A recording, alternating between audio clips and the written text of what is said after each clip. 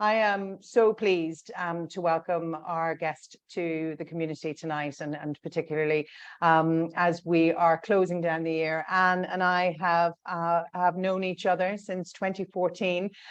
So Anne is a BAFTA-nominated TV producer behind some of the most successful TV formats of the 1990s, Changing Rooms, which many of you will have heard of and have seen, and what went on to create You Are What You Eat and Lost Gardens. And in 2010, Anne launched her own business, Story Coach, supporting organizations and people to unlock their storytelling skills, which is an art form in itself. And we'll obviously hear more from Anne as we work through the conversation. But Anne works with startup founders and their organizations to support and equip them in delivering their story, creating it and delivering their story, allowing them to unlock funding, build their culture, look at the recruitment strategy in a very competitive market as their business scales, and really giving a real premise and focus to the value and purpose of your organization. So I know many of you, as you are on your journey at varying stages, will enjoy tonight's session. So thank you so much, Anne, for agreeing to come and be part of Christmas Jollies number 3. No, absolute pleasure. It's very good for me to have to tell my story back. So thank you for the opportunity to get some practice. Super. So when I met Anne, I heard her speak at a conference and I was completely hooked and intrigued. And then in 2016, I actually engaged Anne in a professional capacity for myself and my own personal story. So I have been on the receiving end and on the actual execution of the work that Anne does. So I'm delighted to be able to share that with you tonight. So Anne, obviously from famed TV producer with some of the most amazing formats from television, and now founding your own business 10 years ago, from TV producer to entrepreneur. How did that happen? Tell us a little bit about that journey. Well, I wish I'd been better at telling my own story at the point where I had hit things on the telly, because I was a television producer and that's what I always wanted to do, and that's all I wanted to do. And the idea of setting up a business had never crossed my mind. And I was totally brilliant at creating stories for other people. I was utterly useless at telling my own story. And really, part of my sort of evolution from producer to founder was being able to actually verbalize my value and why I was worth hiring. Because even if you go into an interview in telly, nobody's trained how to interview you. You don't really get the opportunity to shine, even in that situation, unless you know what you're doing. So I was a television producer with massive hits, but that didn't help me get my next job, essentially. But it was had enough momentum in television to keep getting work. Still didn't know quite how I was making these shows, because it was very instinctive to me. I'd learned it as a junior producer. But essentially, what a television producer does is they're the first person on at the beginning of a show. You basically get the description of a show, or if you're developing the idea, you might be asked to develop an idea around, I don't know, gardening and history, for example. And you're the person that develops the idea alongside other people, gets a team together, understanding what whatever the subject matter is. So it'd be gardening, cooking for me, nutrition, it could be history. Then it's your job to put together a show that people are going to watch. So who would have thought that turns out to be quite a useful thing in business? And what happened was, really, it was a life change. I moved to the country. It was 2007. Nobody was making telly. They were pulling it off the shelves because all the TV companies had no money to pay for shows to be made. They were either repeating stuff or playing stuff they just hadn't used yet. So I was struggling for work, and I moved to the countryside. And I think that's a catalyst for change, isn't it? When just what was working doesn't work anymore. And I was invited to the BBC Academy because I love commentary writing. So it's that bit in a factual show. So all my shows are factual. You will learn something and you'll be entertained. So Changing Rooms, You Are What You Eat, Lost Gardens, all of those, you're going to learn something on the way. And you always need that script that runs across the top of a film to get that to pull your show together. And on that, while I was at the BBC Academy, they put me on their storytelling course. I had no idea what storytelling would be about. We then tried to piloted this storytelling course for HR. So for the first time, I met people in business. And honestly, they frightened the life out of me. They made no sense. They didn't talk like a normal language. It was all in this jingo. And I just was utterly bewildered by these people. Anyway, I sat with the person in charge of all union relationships for HR. And she was about to go into the Jubilee, the Olympics, and the Euros all at the same time. And so she had to do a talk to the unions to say, this is what's coming, guys. We need to negotiate now. There cannot be strikes. And I realized she was just breaking every single principle that I knew about communicating in this talk. And I was like, this woman's job is to communicate, and she had no idea about storytelling. That's not even fair on her.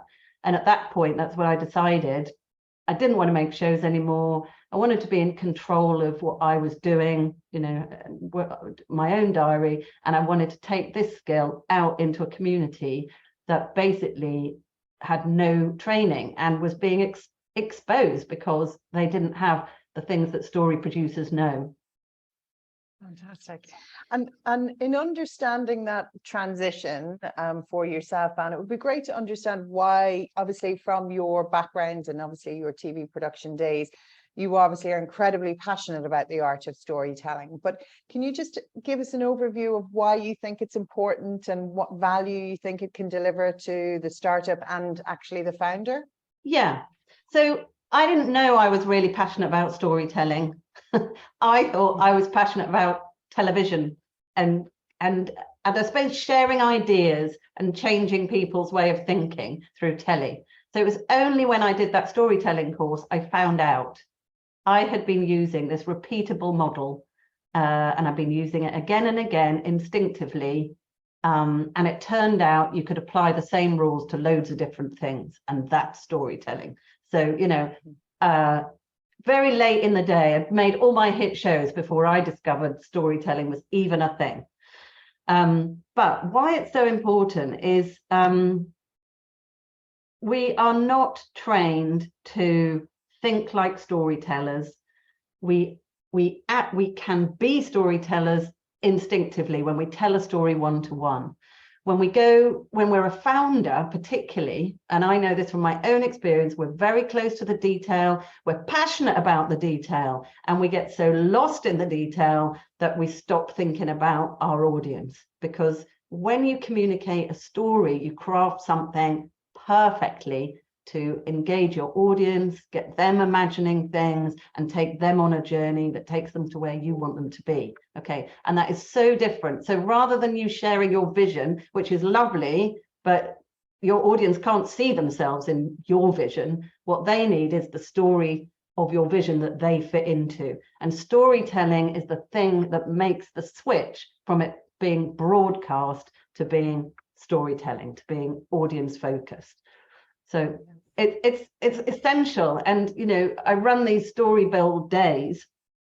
I did an incredibly complex one that I actually thought was going to blow my head off over the summer for a company called Downforce Technologies. It's a startup. They were going for their second round of funding, £15 million, and they have this incredible product. It's a platform, but it's sort of like, it had so many different applications and important sort of nuances and benefits and audiences. It was just like I felt like I was under a mountain of stuff, but through extracting out, building this model of the story where we only hung on it the absolute essential details that they needed to talk about, then they were able to communicate something that very quickly made the impact that they wanted to make. But took us 5 days, you know, workshops writing. It's not easy to tell your own story, particularly if you're trying to take it to a pitch stage. Absolutely, absolutely. And we see that, and we talk to participants in our She Generate program in relation to, you know, the value of talking about benefits and narrowing it down, and not talking about features, and being very succinct in terms of your value proposition. But yeah, in the work that you do, Anne, and in those workshops that you run with clients, both from a business perspective and a personal perspective, can you explain the pillars that you work through from a storytelling perspective, just to give our community a flavor of what it looks like to craft that for yourself? Yes, well, I'm slightly dreading that question, because you just have to tell me if I'm going on too much, right? Because we'll be cutting you off for a breakout room in a couple of minutes. Yeah, so yeah. Give me a time, because this could go on and on. So there are 7 key elements in every story ever told, and some of them are structural and some of them are about the content. And if you don't have those elements in the story, your audience will make them up, because that's how important it is to an audience.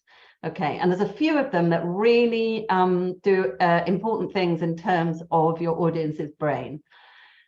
So the 7 key elements. No, I'm not going to try and do them all off by heart, because I'll get to 6 and then I won't know what the last one is. But the key things you have to be thinking about is the different world that you're you are helping your audience imagine, and they can't imagine what you're telling them without you bringing them to this place. And it's like you build a world in their heads, and once they're in it, they are now living the story. And that might be about explaining a moment where they might interact with your product. It might be taking them on a journey of just been with Suntory, talking about how you actually make a fruit drink, bring alive. What does that look like? You know, it's nature, it's farmers, it's not just a factory and a bottle.